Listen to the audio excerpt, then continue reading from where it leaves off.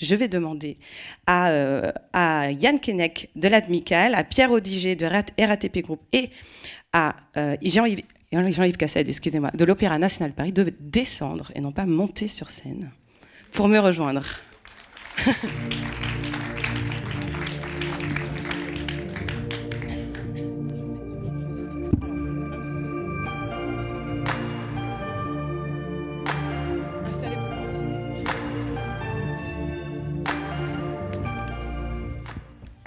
Bonjour messieurs.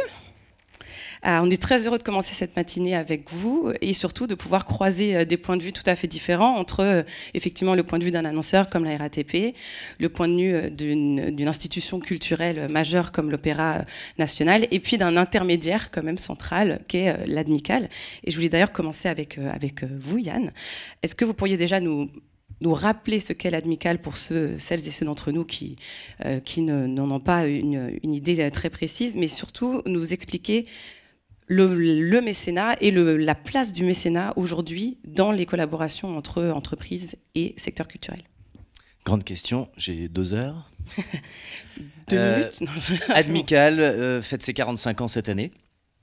Une institution reconnue d'utilité publique, créée par un grand homme, enfin présidée dès sa naissance par un grand homme de culture et de médias, Jacques Rigaud. Donc il y a un tropisme culturel qui est dans l'ADN d'Admical. Et Admical porte la cause du mécénat. En résumé, cette fameuse loi Yagon que tout le monde connaît dans cette salle, qui a fêté ses 20 ans l'année dernière, c'est Admical qui a porté le crayon, si je puis dire, et qui a permis de générer ce régime fiscal assez unique au monde, extrêmement avantageux et incitatif. Mais j'y reviendrai justement parce que le mécénat devient un levier d'engagement des entreprises, bien plus que... si les entreprises font du mécénat aujourd'hui, c'est pas parce qu'il y a une carotte fiscale. Donc le mécénat n'est pas une niche fiscale, contrairement à ce qu'on peut entendre de temps en temps sur l'utilisation de ce mécanisme finalement pour payer moins d'impôts. Les entreprises, elles s'engagent en soutenant sans contrepartie, sauf à hauteur de ce que vous savez au quotidien. Il est toléré qu'il y ait des contreparties évidemment, mais elles doivent être disproportionnées. Les entreprises, pour un tiers d'entre elles, ne font pas jouer la réduction d'impôts. Et je vous donne peut-être quelques chiffres. Le mécénat d'entreprise dans notre pays chaque année, donc on a une étude qui s'appelle le baromètre du mécénat d'entreprise qui sort tous les 2 ans. La 11e édition va sortir cette année. Rendez-vous le 11 décembre à Bercy pour en délivrer les données clés. Mais la dernière édition nous donne les chiffres suivants. C'est 3,6 milliards d'euros à peu près le mécénat dans notre pays, tout confondu. Le mécénat financier, en nature, de compétences, et quelles que soient les causes qui sont soutenues, dont la culture. Ça représente 9% des entreprises dans notre pays. C'est tout à fait insuffisant. C'est génial, hein, déjà, mais c'est tout à fait insuffisant. Vous voyez bien la marge de progrès qu'on a devant nous. Ça représente 108 000 entreprises. Sur ces entreprises, 95% d'entre elles ont moins de 100 salariés. Donc le mécénat d'entreprise, c'est un mécénat de proximité et qui répond à ce qu'est l'écosystème en France, des PME, des TPE, des ETI. Le grand volume, en termes de volume d'argent ou de financement, évidemment, revient plutôt à la part des grandes entreprises. Mais la matrice du mécénat dans notre pays, c'est le mécénat de proximité. Et le mécénat culturel, le don moyen, annuel, c'est 7 500 €. Donc ça vous donne une idée aussi de cette volumétrie et de cette répartition sur tout le territoire. Donc ça c'est le don moyen, mais en volume à peu près, en moyenne annuellement, le mécénat spécifiquement dans le domaine culturel, c'est à peu près quel chiffre? C'est très dur à reconstituer. Ouais. Les données de Bercy ne sont pas aussi fines qu'on l'espérerait. Ce que l'on voit quand même, c'est une capacité à dire que c'est la diffusion qui est le plus financée quand il s'agit de mécéner la culture. Tout à l'heure, vous voyez des chiffres où il y a une attente des Français à financer la création. Bon, la création arrive en 4e ou 5e rang dans le type de soutien des entreprises mécènes dans le mécénat culturel. Et est-ce que vous observez des tendances dans le type de projets culturels qui sont financés? Est-ce qu'on voit des choses se détacher? En creux, ce qu'on peut voir, c'est déjà la culture, la santé et l'éducation. C'est le trio de tête des causes qui sont soutenues. Donc la culture est toujours sur le podium. Et elle continuera de l'être. Pour une raison d'ailleurs qui est la suivante, c'est que l'environnement est un des parents pauvres du mécénat. il arrive en 9e ou 10e rang en termes de thématiques. Un des facteurs d'explication, c'est que les investissements que font les entreprises sur les sujets environnementaux relèvent plutôt de la responsabilité sociétale contraignante. Donc les ressources sont fléchées dans le cadre de l'action de gestion des risques, par exemple. Et quand il s'agit de faire du mécénat, bon, l'environnement disparaît un peu. Mais la culture, évidemment, permet de traiter les sujets environnementaux. Et c'est en ce sens-là qu'elle va continuer d'être sur le podium de tête. Les expositions, les travaux d'artistes, le financement même de l'amélioration du cycle de vie d'un point de vue biodiversité ou consommation d'eau, des productions artistiques. Ça se mécène. On commence à le voir. Oui, donc c'est des nouvelles thématiques au croisement en fait, de l'environnement et de la culture. Voilà, on va croiser les sujets d'intégration, d'accès à la culture, mais également les sujets de lutte contre les atteintes environnementales. Ouais. Alors, Jean-Yves, je me tourne vers vous. À l'Opéra Garnier, bien sûr, le mécénat et les partenariats privés, puisqu'il s'agit de deux types de collaborations différentes, font pleinement partie du développement de l'opéra. Quelle forme est-ce que ça prend généralement ? Alors l'Opéra de Paris, c'est le Palais Garnier, c'est aussi l'Opéra Bastille. Donc on a la chance d'avoir 2 établissements. Ça fait longtemps que j'y travaille et je peux vous assurer que le mécénat, le parrainage, les associations de marques, elles font du bien à la culture. Elles font du bien aux établissements culturels et je suis très rassuré de voir d'ailleurs les résultats de votre enquête qui montrent que les Français sont plutôt favorables à une intervention du secteur privé. Alors comme ça fait longtemps que je suis à l'Opéra de Paris, j'ai vu l'évolution, si vous voulez, des sources de financement. J'ai travaillé aussi il y a très longtemps à la Dmicale. Jacques Rigaud, qui a été mon patron, considérait que la diversification des sources de financement pour la culture était une chance et 25 ans après, je le confirme. Voilà, c'est très important. Quand je suis arrivé, donc il y a plus de 25 ans, l'État contribuait au financement de l'établissement pour à peu près 60-65% de l'ensemble de ses ressources. Aujourd'hui, on est à 45%. Alors, ce que je déplore, c'est que souvent l'État se retire à mesure que nous progressons dans l'évolution du mécénat, parce que je pense qu'il faut que ce soit une source complémentaire et non pas de substitution. Mais ce que je vois, c'est l'incroyable diversité des actions. Dans le domaine un peu commercial, on vient de passer un accord, enfin on a passé un accord avec une société qui s'appelle De Vialet, qui fabrique, vous savez, des enceintes, donc qui est dans le domaine du son et de l'excellence, qui a un espace au Palais Garnier. Donc on a développé des gammes de produits co-brandés Opéra de Paris De Vialet. On a fait la même chose avec le coq sportif, qui est l'équipementier officiel du ballet de l'Opéra de Paris. Et puis on a des entreprises qui font du mécénat, qui s'engagent sur le long terme. Je ne peux pas vous dévoiler ce qu'on va dire en conférence de presse cet après-midi, mais Chanel, qui est un gros contributeur, va encore augmenter son concours pour des montants très élevés. Je ne sais pas si Alison Shekar, qui est ma collaboratrice bien aimée, est là, on lui doit tout. Elle a fait énormément pour que Chanel contribue au développement du ballet. Voilà. Ce qu'il faut savoir simplement, c'est que, comme le disait Jacques, le mécénat, ce n'est pas une main tendue et un chèque mis dedans. C'est vraiment de la co-construction. On a une valeur, il faut encore l'apprécier. C'est l'une des difficultés de notre métier, c'est de savoir qu'est-ce qu'on vaut, à quel prix on facture, voilà, ces partenariats. Et moi, je suis très, très optimiste. Voilà, au moment où j'arrive à la fin de ma carrière, ou pas loin, je suis très optimiste sur l'avenir des relations entre le secteur privé et la culture. On revient par exemple d'un voyage au Japon. Le ballet de l'Opéra de Paris s'y est produit. Au bout de 5 jours, on est revenu avec 6 millions d'euros, plus de 6 millions d'euros de mécénat.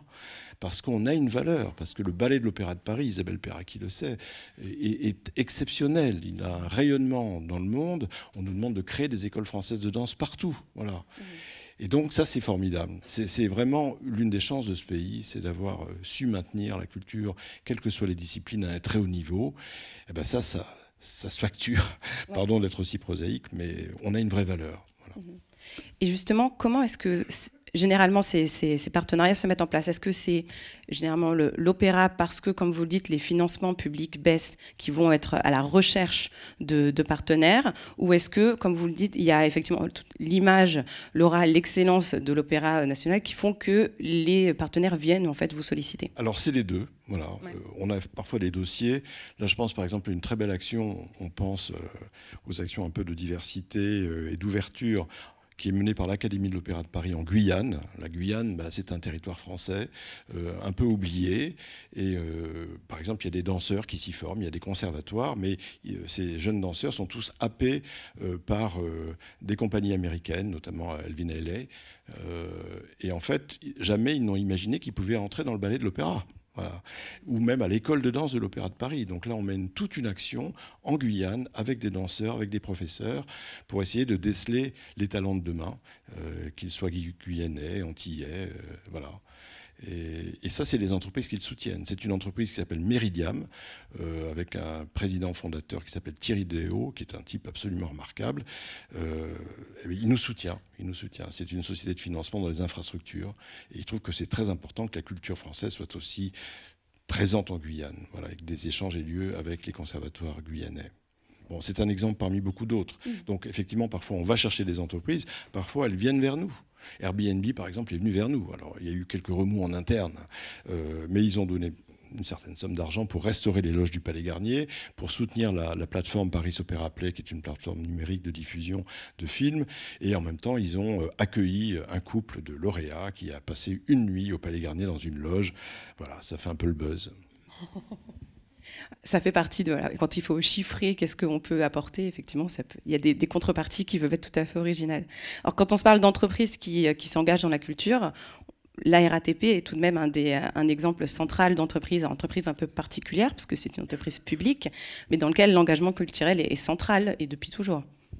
Oui, alors nous, on est une entreprise publique au service de l'intérêt général et donc notre action culturelle, elle est conçue avant tout comme une mission de service public. Il se trouve que nous, on accueille beaucoup de monde dans nos espaces. Pour vous donner une idée, sur les lignes de métro et de RER, on accueille entre 5 et 6 millions de voyages par jour. Donc l'idée, c'est bien sûr de proposer de l'art et de la culture là où les gens sont. Et il se trouve qu'ils sont chez nous. 75% des Franciliens prennent régulièrement les transports en commun. 82% des jeunes de 15 à 24 ans prennent le métro ou le RER au moins une fois par semaine. Donc on a vraiment un public très important dans nos espaces. Et donc l'idée, c'est de faciliter la rencontre entre ce public et l'art et la culture. Alors comment on le fait?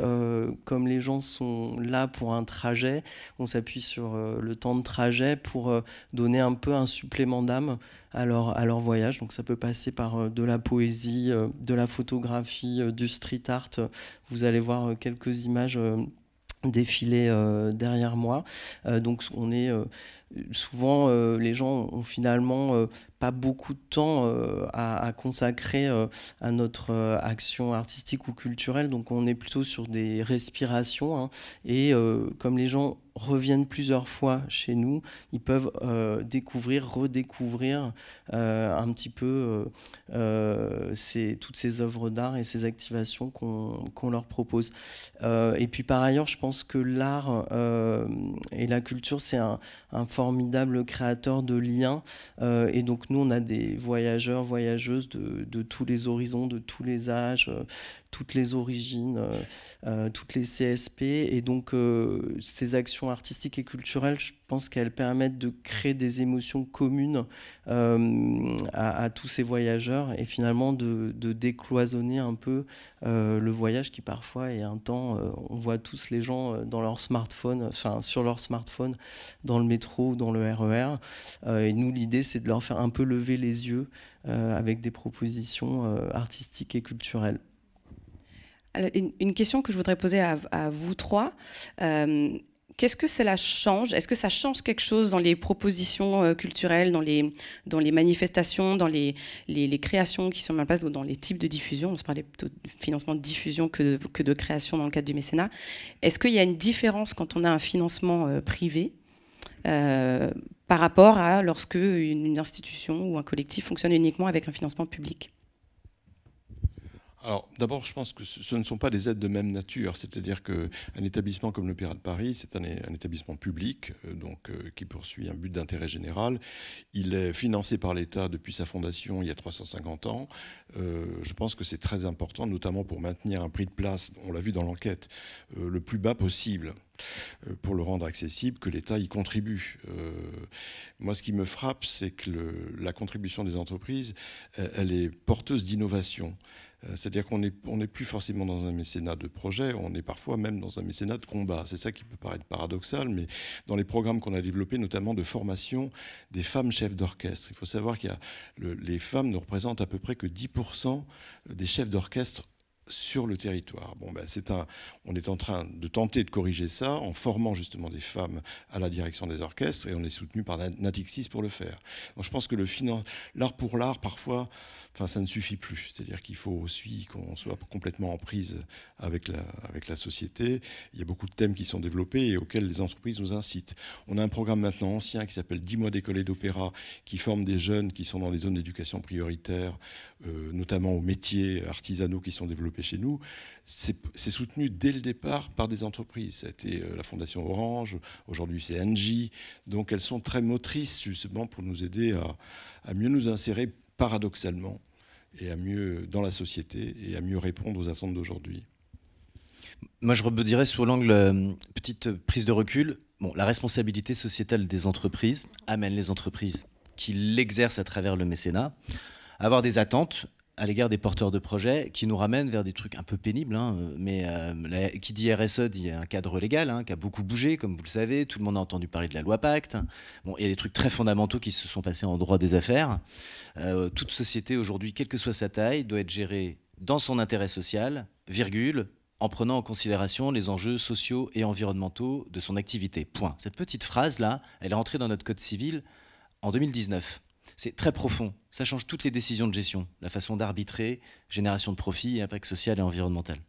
Donc quand on finance une institution culturelle, derrière, il y a l'entreprise qui a aussi de plus en plus une contrainte de faire du reporting extra-financier. Donc dans le rapport entre entreprise mécène et porteurs de projets, il va falloir trouver le bon équilibre. C'est l'un des rôles d'Admical justement, pour ne pas mettre tous les singes sur les épaules du porteur de projet et qu'on transforme un porteur de projet en producteur de données ESG, donc, pardon ces acronymes. Il faut trouver le bon équilibre pour que l'entreprise puisse faire de la reddition d'informations dans son rapport annuel et que le porteur de projet n'ait pas à créer un ETP dédié à cette collecte des données. Donc trouver le bon équilibre là, typiquement ça c'est une singularité du rapport entre entreprise mécène et organisation soutenue. C'est pas le même type de rapport avec les financeurs publics. En tout cas, ce qui ressort, c'est aussi cette question effectivement du choix, parce que dans notre collaboration, c'est une rencontre. Comment est-ce qu'on, en tant qu'entreprise, en tant qu'annonceur, on va choisir d'aller s'associer à tel artiste, telle pratique artistique, telle institution, et également la question du choix de l'institution, de pouvoir choisir son partenaire. Vous le disiez, Jean-Yves, quand Airbnb propose, il faut se dire, est-ce qu'on se positionne ou pas dessus? Est-ce qu'on est en cohérence avec cette marque-là? Et quand on est la RATP, il faut aussi se poser la question, qu'est-ce que je veux promouvoir si mon travail est de mettre ce supplément d'âme artistique dans le quotidien des usagers? Comment est-ce que je choisis le partenaire culturel, ou en tout cas ce que je vais proposer à mes clients? Alors nous, on est beaucoup sur du partenariat d'échange, donc l'échange est vraiment au cœur, je dirais, de nos collaborations culturelles, artistiques. Beaucoup de dialogue. Évidemment, il faut partager des valeurs communes. Parfois, on vient vers nous avec des projets très promotionnels, très commerciaux. Nous, c'est pas l'objectif de notre action culturelle. Donc, on leur dit, voilà, il y a peut-être des supports publicitaires hors médias, etc., qui seront plus adaptés à ce type de propositions. Donc, il faut vraiment... nous, en fait, on travaille avec des acteurs culturels très, très diversifiés, mais en tout cas, il faut qu'ils aient cette envie de venir déjà dans le métro, parce que c'est beaucoup de contraintes. Quand on travaille avec des artistes, par exemple, il y a des artistes qui, très honnêtement, ne souhaitent pas intervenir chez nous parce que c'est un univers très contraignant. Et donc, voilà, il faut avoir envie de venir dans le métro.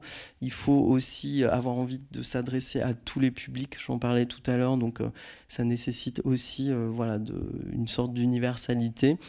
Et puis on peut pas, en tant qu'entreprise publique, on a des choses, nous, qu'on peut pas montrer. On doit respecter certains aspects légaux. On peut pas montrer d'alcool, de tabac, etc.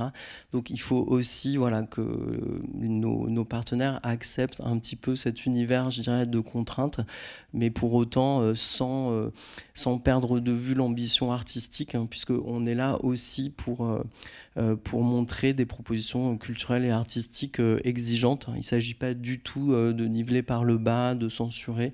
Donc il faut à la fois garder cette exigence et à la fois s'adapter aussi à la réalité de nos espaces.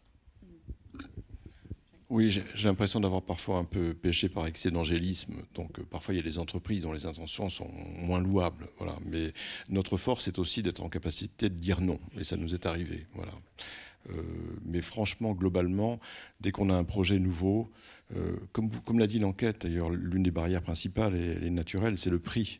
C'est vrai que fabriquer un opéra, concevoir un ballet, ça coûte cher. Et donc le prix de nos places moyens, ça doit être de l'ordre de 100 €, ce qui est élevé pour beaucoup de monde. Mais par contre, on a développé justement les avant-premières jeunes. Il y a 25 000 places qui sont offertes à 10 €. Voilà, pour des jeunes de moins de 28 ans. On ne l'aurait pas fait sans la Fondation BNP Paribas. Donc tout ce qui est innovant, porteur d'innovation, qui sort un peu du cadre de la fabrication de nos spectacles et des 400 levées de rideaux annuelles, c'est financé par les entreprises et maintenant aussi de plus en plus par les particuliers ou les grands donateurs personnes physiques. Donc ça, c'est une nouveauté. Enfin, en tout cas, c'est un mouvement très fort que l'on ressent. Pour ma part, le rebond que je ferais, c'est... Bon, par exemple, on est en partenariat avec le Palais de Tokyo. Je vous donne un deuxième rendez-vous le 8 octobre au Palais de Tokyo pour délivrer les résultats de nos études sur RSE, mécénat, nouveau paradigme de l'entreprise engagée. Vous connaissez cette institution. On a entendu récemment parler de relations un peu... on va dire avec du frottement ces derniers jours à l'égard d'un de leurs mécènes, mais qui est plutôt une personne physique. Mais cette institution, comme d'autres, elle a sa propre responsabilité sociétale d'organisation. Ça les amène à faire progressivement de plus en plus attention, quasiment faire des listes d'exclusion, et en tout cas, à tout le moins, faire très attention à la performance ESG, on y revient de plus en plus, hein, des entreprises mécènes. Donc il y a une espèce de croisement d'exigences qui est une nouvelle modalité aussi de dialogue et de relation. Et une des façons, non pas de contourner le problème, hein, mais en tout cas c'est une vraie conviction du côté de chez Admical, c'est que c'est le mécénat collectif des entreprises, et notamment en territoire, on est en province, le Rennais que je suis aime bien beaucoup le mot province aussi. C'est le mécénat en collectif des entreprises, parce qu'une toute seule, elle ne va pas changer le game avec 5 ou 10 000 balles par an de ressources. Par contre, à 10, un noyau bien costaud dès le départ, ça va monter en volumétrie. Et puis surtout, il n'y a pas, dans ces cas-là, un logo ou une tête qui dépasse par rapport aux autres dans les entreprises mécènes, quelle que soit l'importance et le volume de mécénat. Et ça, c'est une façon aussi d'éviter parfois ce que l'on entend sur le fait que, et c'est totalement faux, mais c'est une perception, et vous, organes de médias qui êtes là, le média, encore une fois, n'est pas là pour servir plus la réputation des entreprises que les causes d'intérêt général soutenues. Bon, il ne faut pas être naïf, il y a évidemment, mais dans la très très très très grande majorité des cas, ça n'est pas le cas, et faire du mécénat en collectif permet d'éviter d'être pris en défaut, de se mettre trop en avant. Pour rebondir un peu sur l'étude qui a ouvert la matinée, ce que j'entends, c'est que souvent un des enjeux en fait que vient résoudre en partie, en tout cas, les financements privés, c'est beaucoup cette question d'accessibilité, donc rendre accessible à un public plus large. Mais ce que j'entends aussi là dans l'ensemble de vos réponses, c'est cette notion d'alignement entre des valeurs et des enjeux, que ce soit le partenaire culturel et le partenaire privé. Est-ce que c'est quelque chose, une tendance plutôt nouvelle? Là, dans ce que j'entends dans votre discours, Yann, en tout cas, le croisement avec la question RSE et environnementale est quelque chose qui apparaît, en tout cas, peut-être de manière plus prégnante de nos jours. Mais est-ce que cette exigence d'alignement, est-ce qu'elle est c'est plus le cas aujourd'hui ou pas vraiment? Moi, je fais des réponses très courtes. Oui. Et encore une fois, en fait, c'est des tendances profondes. Le droit a changé, les pratiques des entreprises, les exigences pesant sur les entreprises. Et maintenant, ça émerge dans les stratégies de mécénat. Et la priorité pour le driver du passage à l'action de mécénat pour l'entreprise, le premier, c'est en lien avec la stratégie de mécénat. Et c'est être en capacité de démontrer son ancrage territorial. C'est ça qui fait passer à l'action de mécénat. Donc les acteurs de la culture très implanté sur les territoires, vous apportez des solutions qui sont maintenant les attentes des entreprises pour exprimer leur responsabilité sociétale. Je crois que c'est vraiment un rapport d'égal à égal. Voilà. Il faut oublier, c'est pas de la mendicité. C'est très important. Alors, on n'a pas parlé de mécénat de compétences, c'est très important pour nous aussi. Par exemple, EY, qui est un partenaire depuis plus de 20 ans. J'insiste d'ailleurs sur la fidélité des contributions, c'est incroyable. On perd jamais personne, ou très, très rarement. Mais par exemple, EY a fait faire des études pour nous, par exemple sur l'empreinte carbone, sur le cycle de vie d'une production, sur l'établissement d'un planning pour nos maisons, c'est très très important. Donc on est très aidés. C'est très important. On a d'autres soutiens. Je ne sais pas si ça se développe. Merci, parce que c'est important de le soulever. Le mécénat de compétences, en fait, est encore très sous-exploité. Pour plusieurs raisons, et il y en a une qui vient de sauter, ça tombe bien. On a déverrouillé le système il y a 2 mois de cela avec une loi qui a été adoptée définitivement là, sur le sujet. Il y avait un petit frottement entre le Code général des impôts et le Code du travail pour les entreprises de moins de 5000 salariés qui souhaitent mettre à disposition des salariés dans le cadre du mécénat de compétences. C'était juridiquement risqué. On a fait sauter ce verrou. Et par ailleurs, la durée de mise à disposition des salariés qui était plafonnée à 2 ans jusqu'à maintenant, on vient de la faire basculer à 3 ans. Ça, c'est le rôle de lobbying d'Admical, avec nos amis. Bon, ben ça ouvre un boulevard. Et il est vrai que les modalités de soutien en territoire d'acteurs culturels, on pense encore très rarement au mécénat de compétences, mais ça, maintenant, il y a un boulevard, la voie est ouverte à votre disposition pour en parler. Et moi, je rebondirai en disant que, par exemple, en ce qui nous concerne, c'est aussi un croisement d'expertise. Parce que moi, dans mon équipe, j'ai des ingénieurs culturels, des gens qui sont spécialisés sur leur sujet. Par exemple, ça fait près de 30 ans que les musiciens du métro font découvrir, ce dispositif fait découvrir de nouveaux artistes. On a Vernis Rouge, par exemple, récemment, dans The Voice, qui a repris un titre de Jules, bande organisée, qui a eu plusieurs millions de vues sur les réseaux sociaux. Donc il y a un croisement d'expertise entre notre expertise et l'expertise de nos partenaires, puisque nos partenaires nous apportent aussi toute leur expertise en direction artistique notamment. Et moi, c'était pour rebondir sur l'idée de compétences, mais c'est ça que je trouve très vertueux, en tout cas nous, dans les partenariats qu'on peut mener, c'est quand ces deux expertises se rencontrent et essayent de trouver la meilleure idée pour les voyageurs. On va finir cette discussion sur ces mots. Messieurs, je vous remercie beaucoup pour cet échange.